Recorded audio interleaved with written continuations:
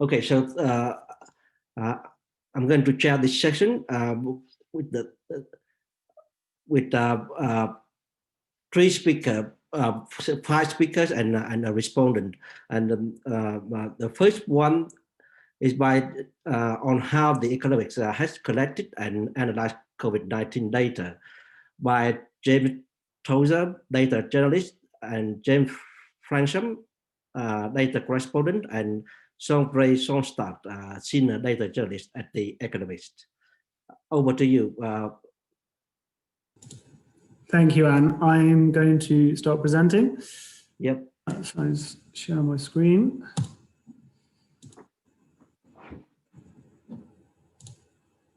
Can you confirm that's working? Yep. Great. Awesome. Okay. Good afternoon, everyone. My name is James Fransham. I'm a data journalist at The Economist, and I'm joined, as Anne said, this afternoon by my 2 colleagues, James Tozer and Sondre Solstad. And so we're gonna take you through in 3 presentations, 3 for the price of 1, about how The Economist has collected and analysed COVID-19 data in 2020. First, a bit of background. Hopefully this is working. So The Economist has always been keen on number crunching. Its very first edition, 177 years ago, had tables like this, and we've always been keen on maps and charts and so on. We launched the Big Mac Index in 1986, which is our PPP comparison. And 5 years ago, we kind of formalized that with the creation of a data team, so dedicated data team to kind of data-driven storytelling.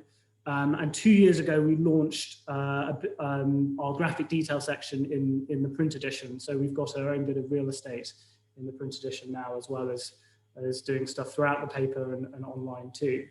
The data team itself is made up of 17 full-time staffers, most of which are in London, and we split about 50-50 between visualizers, those seen on the right-hand side of the screen here, and data journalists like James and Sondre and myself on the left-hand side of the screen here. The data journalists principally, we're not so good at visualizing. We kind of know our way around ggplot and so on, but we're writers, we're researchers, we're analysts, and we spend our life in R and a bit of Python. So, so as I said, so there's going to be three presentations this from us, and so Sondre is going to talk about seropositivity data, so infections. James is going to talk about deaths and excess mortality, and I'm going to take you through mobility. So if we cast our minds back to February of this year, one of the kind of principal questions we were asking ourselves in our newsroom, at least, was kind of how behavior was changing. And obviously, if you went to Liverpool Street Station, as I did during kind of peak lockdown, this is what you'd find. It was completely empty, 8 p.m. on a Friday, lots of trains around, but basically no one there. But actually, in February, the behavior was much more subtle. And I remember Sondre and I over lunch chatting, and we were like, how do you try and measure the kind of subtle differences in how behavior is changing? I remember going to my local cafe near work and it being much quieter than usual. And so I used to live in New York for some years, and I used to take these photos. This was taken, I think, in 2016. There's an Apple store. These are the behind me. There's the steps down to the Apple store, and then you get the whole kind of view of all the people in the main atrium. And then this was taken a couple of years later in 2018, and being much busier. So this is the kind of like what we want to try and measure is just like these subtle differences in human behavior. And if you pull out your Apple iPhone and go to Google Maps, you see this. Grand Central Station, this is a screenshot of mine from March of this year, showing that Grand Central Station at 2 p.m. on that day being about half as busy as usual. So we wondered whether indeed we could collect all this data. And so if you look in Google's API, for example, you will find actually, perhaps for obvious reasons, they don't provide this data. So you have to kind of do a little kind of workaround. So what we thought is if we design a scraper where we say ping, kind of pick 20 cities around the world, and in each of those cities find 20 metro stations and subway stations and so on, that are closest to the center. And then we wrote a scraper that pinged Google every hour for each of these stations for a period of 10 days in early March. A bunch of code later, one of our front-end developers wrote this Python script for me and put it on Amazon Web Servers. And then I basically wrote a bunch of R scripts to parse these JSON files. So as you can see, I checked this the other day, there are currently 800,000 of these JSON files on my laptop here, taking up about 4 gigs of space. And if you open each one up, what you find in this JSON file is a bunch of historic data about kind of what that histogram chart looks like, so on any given day. And then the key piece of information is the bottom value in line 17 here, which is the real-time number. And so this is for some random location. I'm not quite sure where it is because they've all got these place IDs, which you need to then match up to via the Google API. Once you do all that hard work, though, what you do get is something quite powerful. So this is the kind of a cut of the data for Grand Central Station and for a given time and so on, and the real-time value.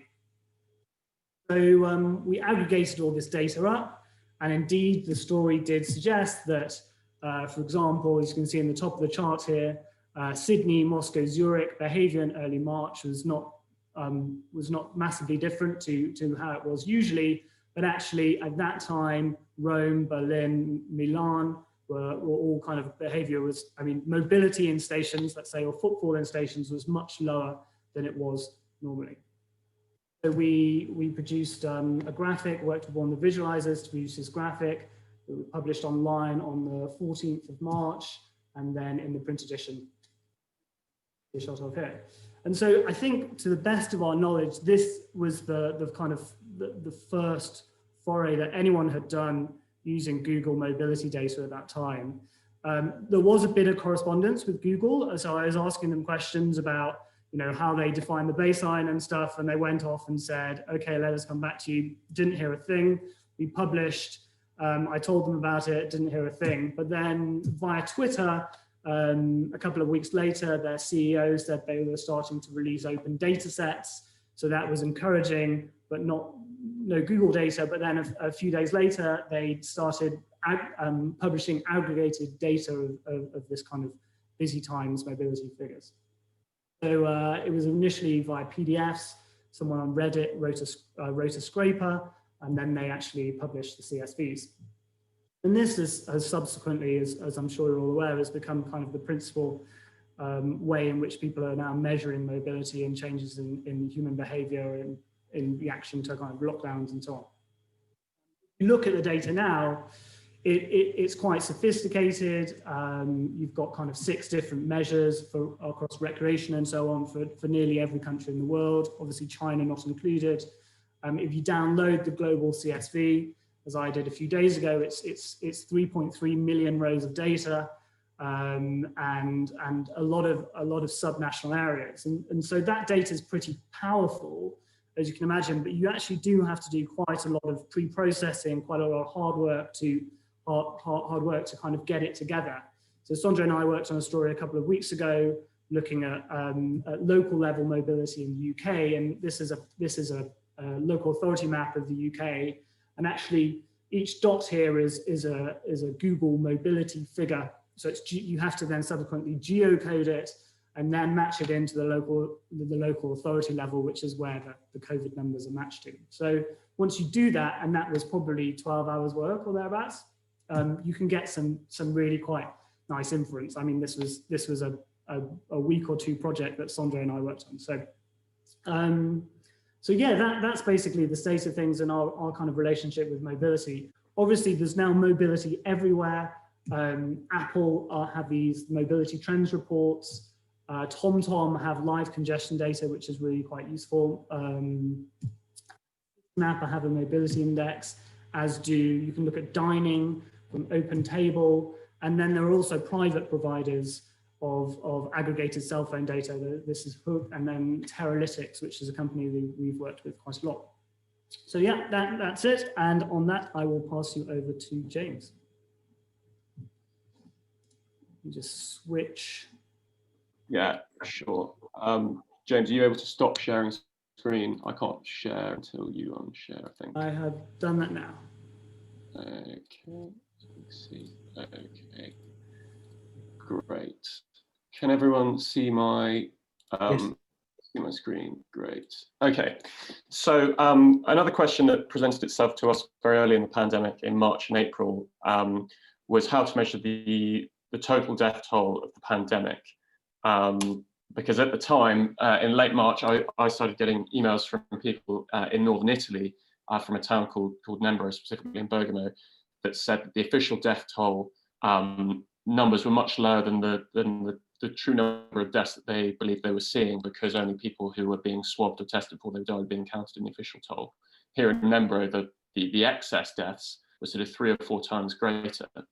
So that gave us a sort of light bulb moment of, well, let's go and see if that is true elsewhere. And we found that at the same time in Spain, El País, a newspaper, was reporting a similar pattern in several regions there. So we thought, okay, if this is the case in Italy and Spain, so the epicenters of the outbreak, it's probably true elsewhere. So we started gathering more data. France, for example, publishes this. And so in April 2020, we produced what was at the time, it was the first comparison of excess deaths across countries. So we built an interactive tracking page that we put in front of our paywall that everyone could look at. And we broke the data out by region as well. And England and Wales was another one of the countries that we featured early on. Now, one of the limitations we had was that, at least to start with, we could only use countries that published this data through official sources, which was largely a handful of countries in Western Europe and then also the city of New York. But as we kept going and adding more and more countries to this, some countries that had released data internally beforehand started publishing it or increasing the frequency with which they published it. And research in countries that didn't necessarily publish this data in a timely manner, such as particularly some in South America, there were independent researchers who started collecting this data from civil registries. So we decided to pull this all together. By mid-April, I had some enormous thousands and thousands of lines of R scripts that were doing this. So we ended up deciding to publish all that code and data. So in May 2020, we became the first organization to publish data, international comparisons for excess deaths across countries and for regions within countries. And the whole idea was that this could be used by other publications and researchers, and it's now been it's been great. Other organizations have started producing their own trackers as well. So the New York Times has a great one, Financial Times has a great one. But the idea was that by putting this into the public domain, it could be used by lots of people, and it's now been cited or mentioned in more than 100 academic papers or articles, according to Google Scholar, which is great. In July, we overhauled the infographics. My brilliant colleague, Martin Gonzalez, designed this heat map that is now quite a common way of presenting this. And we've also started building more sophisticated models to create a baseline for expected death. To start off with, we just used a 5-year average, but some countries' mortality has been rising in the long term, others it's been falling. Russia is a really good example of where the total number of people who die each year has been falling quite consistently. So you have to adjust your baseline down this year, which actually means that the total excess is greater than you might think from a 5-year average. So that's where we're at now. I will hand over to Sondre, who can talk about seroprevalence stuff he's been doing. Thank you, folks. Just 5 minutes to go. Yeah, great. Yep. Hang on, I'll stop sharing. Stop share so somebody can go for it. Thank you. Okay, let me be very quick. So I wanted to talk very briefly about how we have tried to estimate how many people were actually infected with COVID-19. So as I think all of you know, in order for an infection to enter official statistics, you first have to be infected, then you have to be diagnosed, and then that diagnosis somehow has to be transferred to an official record. The problem is that that's not very likely to happen in any country, and it is very unlikely to happen in some countries and at certain times. So in particular, it's very unlikely to happen in poor countries. It is very unlikely to happen in countries don't test well. And it's also very likely to happen during the early stages of an outbreak, when governments are less prepared, they haven't built testing capacity, and people might not know to get tested. So this, I think, is part of a wider problem that we're dealing with, which is what I call biased data. So this is data for which there isn't just error, but there is systematic error. And in such situations, presenting the raw data can be misleading, which I'll show in the next slide. And I believe that it can often help to augment the data in some way, which I'll go into. So just to show how this can be a problem, here you see on the X and Y axis GDP per capita and number of COVID cases per million in April. And as you can see, there's a pretty striking relationship. Rich countries seem to be way worse hit by COVID. But in reality, probably the opposite was true at the time, and certainly the opposite is true today. So what do? Well, you need some objective measure of how many people are infected, which you then can match to data that you have available in many countries at many times to try to estimate for places where the objective measures are not available. So in this map, in the interest of time, I won't go into it in very detail, but you see seroprevalence in northern Italy, which is the number of people that are classified as having COVID-19 antibodies when you randomly sample a population. So for instance, in Bergamo province, 24% of the people who were tested after the first wave turned out to have COVID-19 antibodies, meaning they'd had an infection sometime in the past. Now, the problem is we can't just show this statistic because it is only available at intervals and in very few places. So what do? So our strategy here was to collect as many serosurveys as we could, then connect these to other variables such as deaths, cases, and testing capacity, and then use the relationships between 1 and 2 to estimate the true number of infected in places where no serosurveys were available. So this was quite an undertaking to collect the serosurveys. I won't go into it in too much detail, but essentially it's involved going through hundreds of academic papers, government websites, eventually tracking down some almost 300 estimates from 19 different countries. And as you can see, about 6,000 cells of data. We then matched these to official records of deaths, cases, and a proxy for testing capacity. And here you can really see the huge differences in countries and how well they count infections. So for instance, in the United States, about 1 in 7 infections were tracked in official case data, whereas the number for Nigeria was 1 in 1,600. And so if you present the two sort of cumulative cases side by side, Nigeria looks like it's doing very good compared to the United States. But this shows that indeed that is not the case. So what you end up with, once you sort of estimate all the infections for every country in the world based on this procedure, is a level of infections about 20 times that of recorded cases.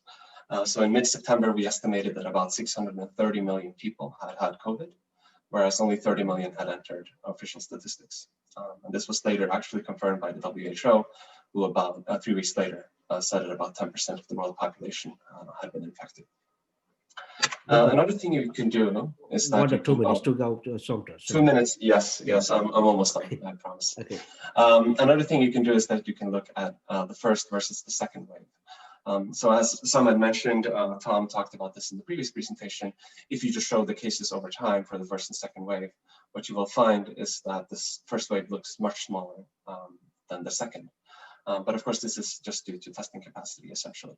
So through this procedure, you can actually project how many people were infected in the first wave, and you see here that the spikes are much taller in March than they were in the start of October. Of course, the second wave roughly started at the end of the statistic, but I still think it's an important point. I'll now turn it back over to James Tozer, who will speak a bit about what we've learned. Super quickly, I know we're running out of time. Some lessons we learned, I think, above all, transparency, making sure that our code and data is available on GitHub so people can inspect it and use it themselves. and something that's been talked a lot about today, being really clear on definitions and communicating uncertainty, so that we're not trying to overstate what we're doing with the data, and we spell out what the limitations of it are. Sondre, if you go to next slide. What could we have done better? I think one thing we could have done better is maybe work with other newsrooms or other organizations. There's been a lot of talk today about tapping into the expertise of scientists as well. Maybe that's something that in future we could look to do if something like this ever rears its head again. But that is in short how we've tried to answer some of the difficult questions about the pandemic, and yeah, hope you found it interesting. Okay. Thank you, James. Thank you very much. Can I introduce Claire, the head of data journalism at the Rich PLC, to come and forward and talk about her newsroom approach, localized response to COVID-19 data. Over to you, Claire. Thanks. Hi, I'm going to just share my screen and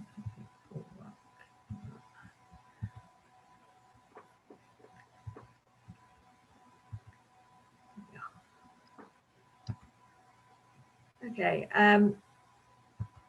So yes, I'm the head of data journalism at Reach. So I lead a team of data journalists, designers, developers, and a videographer. We work across the national and regional titles in Reach. So that's a lot of titles now, including the Mirror, the Express, the Star, and then lots and lots of regional titles like Wales Online, Manchester Evening News, Liverpool Echo, Birmingham Live. So essentially what we do is what the Economist does, but make it local.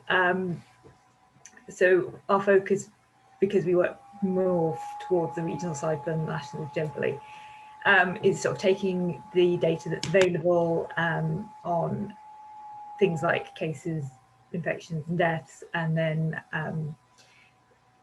packaging that up and making it accessible and useful for a regional audience. The reason I think that's really important for us to have been able to do is because while the national picture matters a lot to people, people really do care about what's happening in their area. And as we've gone on through the pandemic, what's happening locally has become more and more important, not least because what is happening locally drives decisions around what rules people have to follow. So people really do want to have that information about what are infection rates like in my area, how many people have died in my area. Those kind of information, that kind of information they know is going to influence how they live their lives, and it's also going to influence kind of potentially what risks or care they take in terms of what they do day to day. So primarily we've worked a lot with ONS data or other government data that's available that we can find that is broken down, usually at local authority level. That's sort of the level that we tend to work at for regional newspapers, because it's sort of the one that's the most often available. But generally, if we can find more local data, that's even better. One of the things that has gone on, sort of, I found through this, is that we started out with kind of national level stuff, and then as we've gone forward, things have become more and more broken down and better available at lower level. This is ONS data on deaths by middle super output area. And they created a postcode map which we were able to embed in our websites. And these kind of things did really well in terms of people looking at them and interacting with them, which I think really drove our the understanding that people wanted this really local data. They wanted to be able to see what was happening in their neighbourhood. That while they wanted kind of information on the national situation, being able to find out local information was really, really important to people. That's why we also created our own interactives that took available data. This is the cases near you data that's published each day, that we've kind of taken the feed and repurposed it into a map that people can type their postcode in and find out what's happening near them. which again has been really popular in terms of kind of being shared on our websites. These are interesting. The difference between the cases and the deaths data. This is an interesting side in terms of what is published. Because of data protection, the deaths data is more detailed than the cases data, because data protection will apply to living individuals rather than people who have died. So for the deaths data, you have down to individuals, whereas for the cases data, if you've got very, very few cases, as was the case back in the late summer, you could only have published at a level of 0 to 3, which possibly made it slightly more difficult for people to understand what was happening. Other than knowing that there was very few cases, they couldn't really tell whether they were kind of starting to go up or not until they really had gone up. The third kind of area where we looked at locally is the kind of the area that leads on from the cases, the deaths, the hospitalizations. It's the local lockdown rules, which are, as the government says, driven by what's happening locally. We've had a postcode lookup for the lockdown rules since September, well before sort of government versions were launched. And when we were putting it together, we thought it was really important to have it at a ward level rather than a local authority level, because at least initially and through sort of some of the changes to the rules, they were at a very local level, including sort of in areas of Huddersfield and in parts of Wales. They were only applicable in, say, towns or certain wards. We thought it was really important that if people put their postcode into this, they actually got information about where they lived, rather than being told that they lived in a local authority where different rules applied in different areas and they need to go and check their local council's website, which I think is how sort of some of the lockdown rules lookups handled it.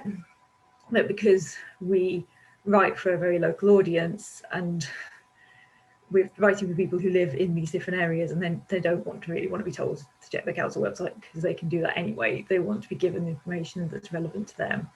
I mean, doing it by ward level was also quite useful for the Scottish rules, because halfway through Scotland switched from local authority-based rules to health board-based rules and then back to local authority, which doing it at ward level did at least mean that we didn't have to rewrite the entire thing to kind of accommodate that. We could just work around using ward level differences. So while doing it at ward level was much more complicated, because boundaries and wards change quite regularly, and getting data to underline it was a bit of a hassle. I think it made it a much more useful tool, and much more in keeping with this idea of making things as local and as useful and as relevant as we can when we put out information to our audiences. Well, a lot of the stuff that we've done has kind of focused around cases, hospitalizations and deaths. We've also been looking at data around the local story of things kind of impacted by the coronavirus outbreak. So looking at things like the knock-on effect for the NHS, or where we've been able to get data on food banks. And with all of these stories, it's about finding the local information that we can, so we can tell the story for people where they live. So that's very much a key part of the remit of what we're doing, is always looking for that local information. But with that, there's been areas that have been really, really good. And there's been areas where we've run into problems, particularly in trying to get local data. I mean, one of the ones, the Economist, the people from the Economist will mentioned the Google mobility data when it was released. We've also made a lot of use of that because it has that subnational information, and that's been really, really good. These are all graphics that our designer had put together for print and from information published by the ONS. And I found throughout this, the ONS has been very good in terms of coming up with sort of creative ways of getting information out there. They've run lots of surveys. They've updated like time use surveys that they've previously done to kind of look at how things have changed. And that's been really useful, kind of having that quite responsive information that they've put out that we've been able to use. But on the other hand, we have hit limitations in terms of getting particularly local information on certain subjects. One of the big problems is politicians giving information out, but that information isn't published, so it's very hard to check the accuracy of what they've put out. This was an article that Jen Williams at the Manchester Evening News wrote, but basically spending a day trying to find the truth behind some hospital figures that have been quoted by the Prime Minister, saying hospitals in Greater Manchester are about to run out of ICU beds, while the politicians in Greater Manchester were saying that's just not true. And this information just wasn't published. At the time, she couldn't get it from the hospital trusts or the government.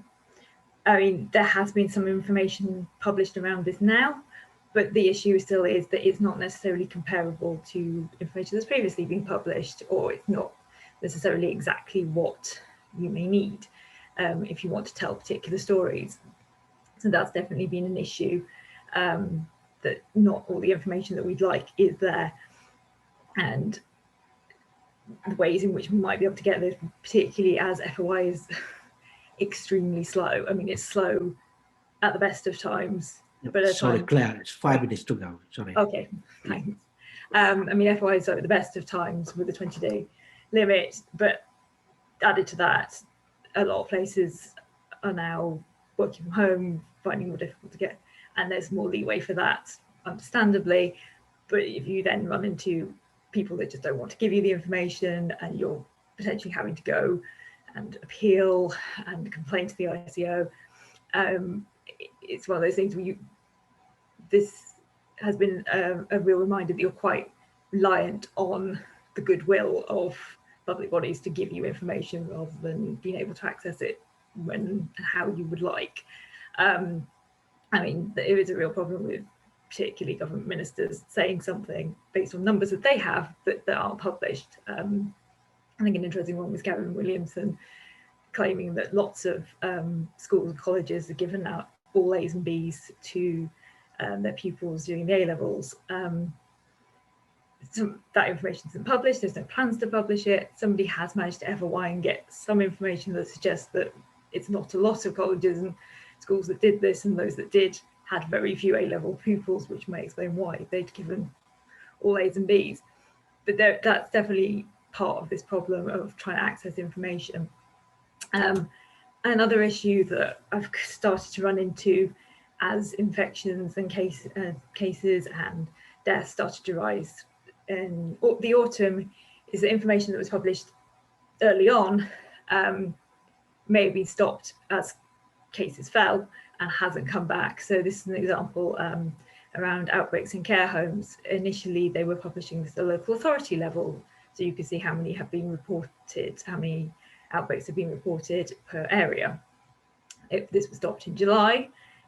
It hasn't been restarted, even though, as you can see from the last line on deaths in care homes in North East Englandshire, there are definitely areas which must be seeing quite high levels of outbreaks to have the consequence that there are quite a high number of deaths.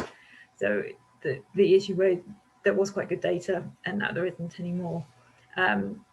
A third issue with accessing data has been the stopping of regular statistical outputs as a result of the pandemic. So these are some from NHS England, which was stopped back in March, April time and aren't coming back for a year essentially, if not longer. Some of which understandably would be quite useful around things like cancelled elective operations and cancelled urgent operations, but there's no real chance of kind of getting that information until quite a long time after things have moved on. So with all of this, it's kind of been an interesting experience in terms of trying to get information and trying to make that information local, whilst also running into kind of these problems of information that you'd quite like to get hold of isn't necessarily there. So while I think we've done a really good job of kind of serving our local audience as well as we can. I feel like there is information that possibly they would like that we can't get to them, but maybe this is something that over time we will be able to kind of go back and find new ways of telling those stories. Hey, that's very well on time. Thank you very much. Thank you. We will go to questions later on. There are questions for you there. But can I invite Dr. Anna Fransham, who is an associate professor here at the Bournemouth University, to come forward with a talk about exciting research about COVID-19 through data comics. Okay, great. I think we're working. What's this? Okay, great. Thank you. And so this is going to be a little bit different. So I have been studying data storytelling and data visualization for years, but I have only just started looking at data comics in about the last year. And we, at the start of the pandemic, started to collect comics that were about COVID-19, but particularly that were either about data, using data, or reflecting on data and data visualization processes. And we've got a UKRI grant to study this in 2021. So we'll be looking at it in a more systematic way. This is some of just the thinking that is kind of behind the project. So it's very, like many reflections on COVID, very, very new. And a little rusty, as you'll see as I go, but I'll take you through it. And most importantly, we're going to look at some really beautiful illustrations and hopefully feel a bit inspired by some of the things that people are playing around with here. So this is a team project, and the text that I'm talking from is collaborative with Ariella Mahodui, and the illustrations that you'll be seeing are from Alexandra, Alberta, as well as a lot of the thinking. She introduced me to graphic medicine, and a lot of the kind of background thinking is also in our workbook that came out just as the pandemic began. So I don't need to go too much into this at this event, because these are things that we all know and we've already heard about throughout the day. But the focus on data comics and on thinking about humanizing data comes from these critiques that are now quite well known and popular in data visualization and data storytelling circles, that one of the problems with a kind of technical design templated data visualization is that it takes on this kind of authorial or God's eye view, and it can sanitize emotion and experience, and it can reduce a kind of the complexity and erase the kind of individual in turning stories into numbers. And of course, when we have all this data uncertainty or statistical chaos, when we then have a visualization that acts or performs as authorial, that tension between the fact that we know uncertainty and yet we're visualizing with the sanitized authority of this kind of graphical language comes into greater contradiction than it might in other kinds of circumstances. So that's what I'm kind of going to be focusing on as I turn into introducing data comics. And so this is not at all to say that we don't want these kinds of visualizations. These dashboards have been amazing, the open data initiatives. Even with all of the errors and the mistakes, they are still incredible resources, and there's many reasons why we want these kinds of data visualization. So that is not the intention of the talk. The intention of the talk is rather to expand the ways that we think about how we can tell stories visually, in particular with data. And I'm following here Georgia Loopy and a number of other kind of data feminists in thinking about how we can move beyond a technical approach to visual data storytelling and thinking with data to create more humanized and humanistic representations of data. And so the kind of little bit of sort of medical humanities theory I'm going to run us through that underlies the project explores this idea of telling data stories from the edges of chaos. It's based on Arthur Frank's wonderful book, The Wounded Storyteller, which I would highly recommend to any science writer who has not read it. And so I'm just going to run us through just a little masterclass in Arthur Frank. The part that I'm interested in is he says that there are three main types of illness narratives: restitution, quest, and chaos. So we're going to just run through those. So restitution narratives, these are illnesses that are easy to recover from. They're your cold, they're your sprained ankle. You kind of have a straightforward diagnosis and you have a straightforward cure. And we see these a lot of times in the kind of advertisements for kind of over-the-counter medication. The idea is that you return to your new normal state as you go along. You get sick and it sucks, and then you're better and you just move on with your life. So those are quite common ways that we see illness stories told. And the other way that's really common that we see illness stories told is through the quest narrative, or what in fiction we refer to often as the hero's journey. And here there might be a bigger, more longer term illness that requires kind of treatment and recovery, that requires a lot of help from our allies. And the idea is not that we would return to a new normal, but rather that we grow and expand through this process. And we see this a lot in public health campaigns for all kinds of things, particularly alcohol abuse and giving up smoking, and of course, weight loss. And then the third type of narrative is what he calls the chaos narrative, which I had been reading at the same time as I was prepping for this paper, and I was like, well, that's a great coincidence.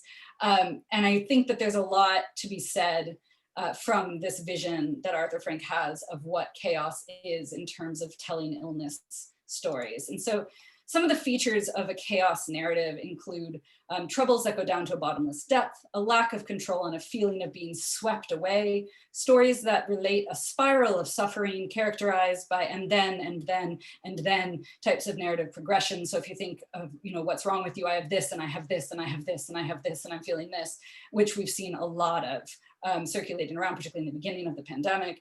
And they're hard for us to hear, because they have this threatening nature in their hopelessness, in this spiraling, and that feels often like this emotional battering. And so what I want to suggest is that the coverage, because we are in this state of statistical chaos, we are all part of this kind of chaos narrative of illness. And this is amplified by the fact that we don't have, and we can see a slight turn here in thinking about vaccine stories as now bringing us into a different kind of narrative form. But certainly in the beginnings of the pandemic, there was this just a sense that this was out of control, that nobody had the answers. And when the medical establishment doesn't have the answers, it of course reveals all of the vulnerabilities of the science and medical establishment. And so we can think of anything from the lack of ventilators to the Nightingale hospitals, to the health inequities that got revealed behind the higher numbers of BMAE, COVID cases and deaths. So all of those kinds of things in a chaos narrative are what end up breaking through the surface, because there is no neat resolution and everybody is trying to get out of the spiral and like look for the reason for what is going on. And so I think it's really useful to think about statistical chaos in relation to the emotional and empathetic experience of chaos that has very much defined our current times, as is usefully illustrated here by Liz and Molly, who I'll talk about again in a minute. So now I'm going to kind of shift to sort of talking about graphic medicine and data comics and sort of what I think they can offer to this sort of moment of statistical chaos in the way that we think about it, in the way that we tell data stories from chaos. And so graphic medicine, for anyone who's unfamiliar, is a field that started in the kind of a little bit before 2010. 2010 is the publication of the Graphic Medicine Manifesto. And this is just seen as a kind of umbrella term for comics and graphic illustrations that are either done by health and medical professionals or are about health and medical experiences. There's something called a pathography, which is a story of an illness, and that's a kind of subgenre in graphic medicine studies. So they use kind of graphical forms to discuss illness and health, and they have a lot of benefits. And this is kind of from health research about the use of graphic medicine in health studies, in that they're using this popular form and these very kind of relatable iconography and such. And so I knew nothing about graphic medicine. I met Alex, who is doing her PhD in graphic medicine, but I had been studying data visualization and data storytelling for years. And so I got really interested in this idea of data comics. So how are statistics and kind of quantifiable information presented as stories, both within health stories, or most commonly in health and science stories, but we also find data comics or data represented in comics in the social sciences as well, just a little bit less, but there's a teeny emergent field called graphic social science as well. And so as COVID started, I was kind of thinking about what is it that data comics are doing? And of course, they just proliferated, as did any other kinds of data stories with COVID. And so I'm interested in the ways that data comics play with the disruption of authorial voice, the ways in which they refuse the kind of sanitation that we get through that kind of technical and precise forms of visual statistical representation, and as well as the ways that they're able to bring in character and personal narrative, which comics are particularly good at because of their ability to show multiple talking states at once. So the ways in comics studies, I don't know all the technical terms, but the way that we often have the thought bubble in the head. So we're seeing not only what the character is saying, but also those layers of thinking and of internal monologue that are really, really important for getting at empathy and emotion. 5 minutes, yeah. Perfect. Okay, so I'm just gonna run us through some examples of what this looks like and just say a little bit about what I think is interesting in these different sets of examples. So these are just a few more images from Kate Doty's comic in the Nib, which I highly recommend taking a look at, which is about statistical uncertainty. She works as a hospital administrator in the US, and she was responsible for compiling the stats for her hospital's COVID cases. And so this is she has this beautiful reflection of what that was like to be in charge of recording data that she knew was uncertain and often wrong. So I'm gonna talk about three kind of themes or tropes that we're kind of seeing in these kinds of data comics. And the first is data literacy. So an attention to the ways in which we can talk about data visualization and data storytelling that is teaching at the same time how to read and understand the kind of data visualizations that we're seeing. And of course, we also see this happen in more classic data visualization through the use of annotation or animated video that guides us through the ways that we can interact with the graphic. This is from our own comic called COVID-19 Data Visualization Literacy is for Everyone, where we took a lot of the commentary and discussions that were happening in the kind of Twitterverse, the DataViz Twitterverse, and we put them into comic form. And interestingly, we actually had wanted to do this as a news story, and it was a failed pitch to the Atlantic, and then we decided instead to make a web comic about it. And so we use some classic forms that you do for data literacy, with these kinds of annotations. And importantly, when we have the hand-drawn or the mark making, it's able to get us out of that sort of technical authorial voice. And again, this is all sort of research-backed things about the power of comics or the potential of comics.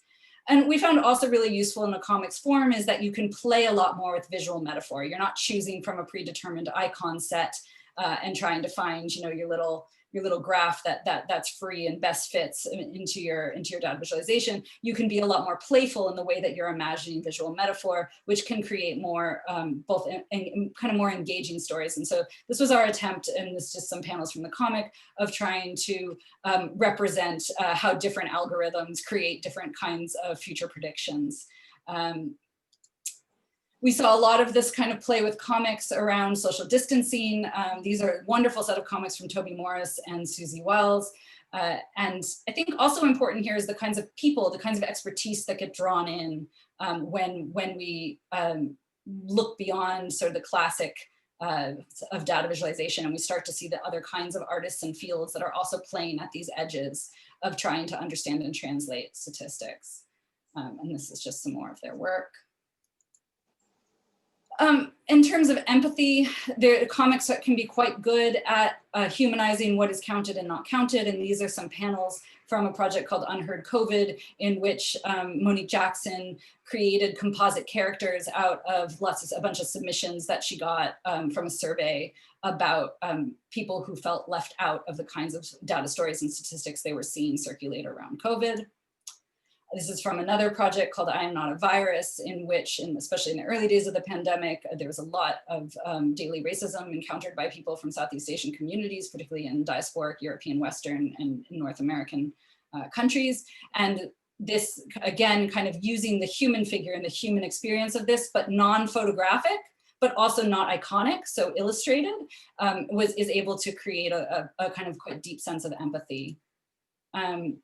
This is put to use in another area that in the work of Mona Chalabi, who some of you may have seen. She writes for the New York with the New York Times often, and she's just taking in a much more straightforward way statistics from more authorial sources and then giving them this kind of illustrated or human element in order to create kind of better connection. And a really important thing about her work is that it really represents diversity in quite fascinating ways in terms of thinking about broadening our aesthetics and our aesthetic choices.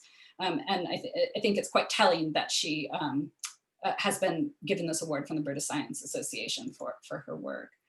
And then the last one I want to talk about briefly is agency and the ways that we can create moments of agency that kind of let us explore our emotions and some sense of playfulness with the ways in which data visualizations and graphics and statistics have sort of encumbered us and taken over a lot of our emotional and mental space, whether or not we work in this field over the last few months. And so we've been using work from Liz and Molly, who do this kind of playful emotional exploration through very classic sort of data visualization tropes, in order to get at the kinds of things we don't talk about and things we don't see. So we use these as prompts in our workshops with participants.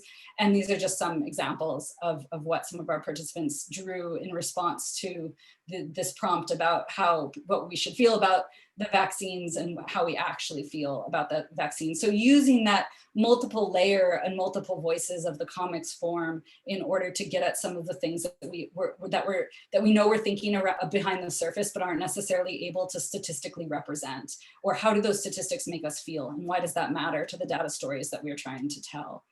And I'll end on this comic that we created with Yazana Bass and Alexandra Alberta that actually used a kind of scenario choose your own adventure model to think through situations that you couldn't just follow normal health advice in. So how do we actually make sense of the kinds of risk and guidance and all of this information when we're in the moment of decision making? And how can we not just have a kind of data literacy that's about understanding a graph we're seeing, but understanding how we actually can make and feel empowered to make decisions in our everyday lives through the interpretation of statistical risk? So I'll leave that there. Thank you for listening. If anyone happens to have recently finished a PhD and wants to work with me as a postdoc, be in touch. We're hiring. And I'm really excited to be looking into this stuff over the next year. So thank you. Okay, thank you. Thanks, Anna. Can I invite the respondent, Professor Helen Kennedy, who is an authority in the area of digital media and society at the University of Sheffield, to come forward to respond to the three presentations. Over to you, Helen. Yeah, can you see and hear me? Yeah, we can hear you. Okay, well, I'm going to just talk for a minute or two for three reasons, because people have said they want more Q&A, because I'm leading off the next panel and get my space to talk then, and also because I can't be the only one who needs this packed but excellent day to end on time for family or other reasons. So, I mean, what I hear in this panel is a broadening of the scope of what matters when it comes to talking about coronavirus statistical chaos and the news. So I think one of the things that's really interesting in the work of the Economist group, especially the first presentation, is what counts as relevant data. You know, how are people moving is not obviously relevant COVID data, but was clearly seen to be relevant. And so I see that as a kind of broadening of the scope. I think that with Reach, what they're doing is broadening the scope of what matters by sort of digging into the local. And of course, I think the kind of human angle that Anna talked about is another kind of broadening of the scope. I see inventiveness across all of these presentations. For the Economist, again, in what counts as data, how you go about accessing data, putting data together to be able to tell a story.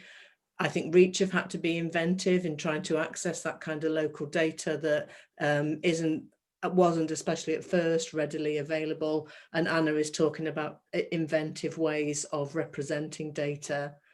And I see handling data in different ways. from your sort of standard bar chart and line chart about, aggregate national week-long statistics about who's died and who's gone to hospital, and in ways that are relevant to people. So I think Reach's presentation was very much about what's relevant to the people who are going to look for the data. I have to say, I've actually struggled quite a lot to find local data when I've been thinking, wondering, is Sheffield going to be put in tier 2 or tier 3? I haven't, I have wanted more of that kind of localized data myself.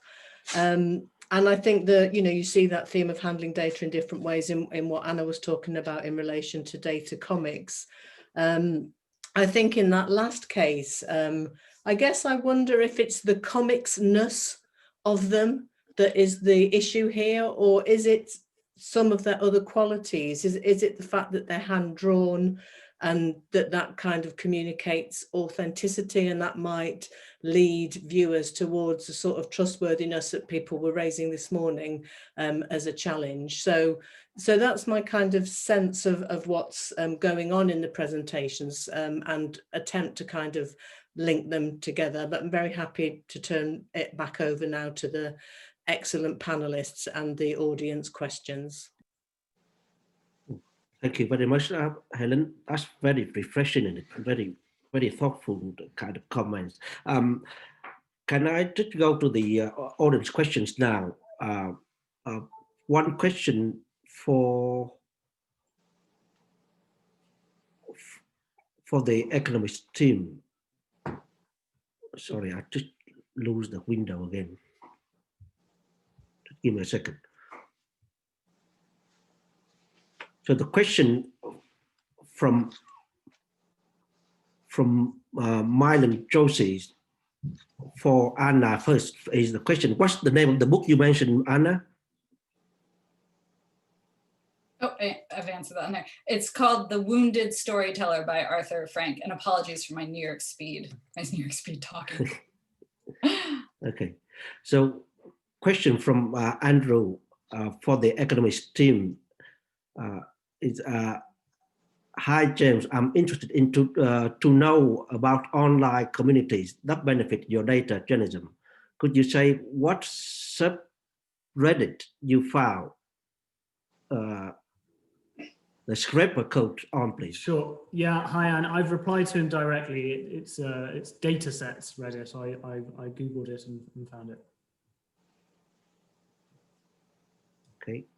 I don't know where this question has gone, but I saw an interesting question for the Economist team about whether the WHO or anyone else had thanked you for the work that you're doing. Was going to. Yeah, good question. Sondre answered that. I've had some contact from the WHO.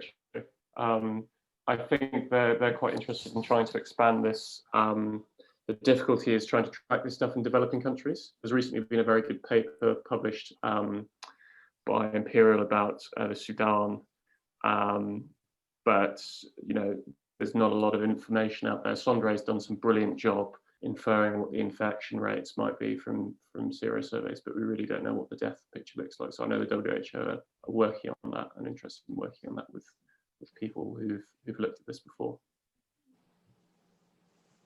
Brilliant. I have a question. First of all, to Claire, do you, when you do this localized, data, do you have to compete with the BBC, because they have a whole lot of, database for local data where you can put your postcode in and you can find what you need to know around the area? Do you have to compete with that sort of sources, or? To some extent, in that, they have localized data, and they have very good shared data units who actually share out what the stuff that they produce. So we've actually covered some of the things that they produce. And then with our stuff, it's kind of we're working into our regional newsrooms, which are very long established and well and trusted as well. So I feel like that's definitely helped in terms of them being a resource for people. I know that they felt that as things have broken, particularly around sort of the tier system, people have tended to turn to their local newspaper or possibly local BBC first, rather than maybe national sources, if they want to kind of get that local idea of what's happening where they are. So I think we've kind of benefited from that kind of relationship that our brands have with their readership. Yeah, right, thank you. Look, is there any question from the audience that you want to, anybody want to ask any question, or while I'm waiting, can I ask Anna one question, which is, very, very fascinating presentation there about comics, and, using it to communicate data. How do we, can we, what do you think could be translated into journalism from there? How can we bring it into journalism and make it, humanizing data through the news in this comic way? Yeah, I think to just like Helen's last point on the comics, like I don't think it's so much about using comics as, in part it's about the hand drawn and actually visually representing or having an aesthetic style that matches that desire to show uncertainty and to show fallibility and to show a different way of thinking about composite humans that's not photographic, but also not so strictly demographic or iconic, meaning just the use of generic icons. So I think some of it's aesthetic in that way, but on that deeper level of the ways that aesthetic actually changes the kinds of engagement that readers have. And you'd have to do more. I mean, I think you'd have to do some of the kinds of research that we're going to hear Helen talk about later on this to kind of know what the possibilities were. And then I think in terms of storytelling, for me, there's a lot about those acts of layering. So showing a little bit about what's behind. So why can't we have a data visualization that also shows a little bit more of the dialogue or the data diary kind of visually, or in a way the audience can engage with it alongside? And these are experiments that have been done by teams before. But but I think we could amp that up a little bit, especially since we're seeing things like this great study that actually it's okay to be a bit uncertain. And I think the scenario building and that sense of agency is a very easy thing to incorporate into journalism. It's only one step away from the kind of data drilling that everyone likes of, look at the data in your postcode and put your postcode down, or the kinds of projection modeling of if I do this, what will then happen? So there's all kinds of ways that we have seen people start to play with that. So I think we could just do it with a little bit more of that sense of storytelling and play, not being so scared of that because we're experts, and see what happens. Maybe it might be a good idea. That's right, that's right. I have a question from Phil Taylor. Does the panel think that the Ofcom policy revised in March 2020 that discourages regulated media from criticizing government policy to their C19 policy? Sorry, what? I think it means with regards to, does it? With regard to their C19 policy. Has it affected the MSN mainstream media reporting? And in what, in particular, this case, he asked about the BBC. Could anybody have any? I think Claire might be best. The Economist isn't regulated media, so we're free to do whatever we like. Claire? Yeah, we aren't really either. In probably the same way. I mean, from our point of view, the interesting response is I can't really speak to like kind of Ofcom regulation, because that's really about. I mean, the only thing I can kind of say is in terms of kind of different approaches by different outlets. What's been interesting is we feed into both the Express and the Mirror, who obviously take very different lines in terms of kind of government policy and how things are going. That's probably about all I can really say on that one. James Tozer, do you have anything to say? No, nothing beyond what James has said. Anna? Okay. I have another question. Is there any audience question? There is a comment for Anna, which is the comics thing is very good, very relevant to teens audiences. What do you think? Yeah, I was just typing in the response. We actually have a lesson plan for teachers that goes with the two comics that are ours, The Anxious Citizen and the COVID-19 Data Literacy. Yeah, I would agree. And a lot of the research that's been done into the positive effects of comics and kind of graphic illustration has been in educational settings. That's where we have the most kind of evidence-backed research for the effectiveness of those approaches. Mm-hmm. Right. Let me check. Okay, I have one more question. No more questions from the audience, but I have one question to the Economist team, because you mentioned the one way to work with other newsroom. That is quite an idea that, you know, doesn't really, I mean, there is not much cross newsroom cooperation these days. So in terms of, you know, not in general, but also in terms of, you know, working on data, what could be the specific ways that you can think that we can, you know, newsroom can work together in the UK and beyond? Sure, I'll speak to this. So there were some conversations at some point about possibly doing something for excess deaths, working across newsrooms, because there were lots of people looking at the same data sets. I think so where this pandemic has been quite interesting is that there's not a central repository of data, right? There are organizations like Our World in Data who do a fantastic job gathering it together, but often it's different newsrooms working on very similar stories at similar angles, duplicating work doing it. So, you know, maybe it's come too late for this particular pandemic. But there were examples of, you know, maybe hospitalization. At some point there wasn't a global database for that. I think you know, vaccine uptake, I'm not sure there's a global database for that. So, you know, it strikes me lots of organizations will want that data. Maybe there would be a way to have a sort of grand council of data journalists, or just sort of a group that gets together and thinks about this, and whether there's ways to avoid duplication of labor. Mm-hmm. Yeah, I'll also jump in and say that I think getting into the practice of sharing data on GitHub, sharing code, can help people out, because in that way you can see what others have done. Maybe you read an article that you thought was particularly good and you want to do a similar approach for something else. Having that code and data available really helps. Brilliant. Thank you.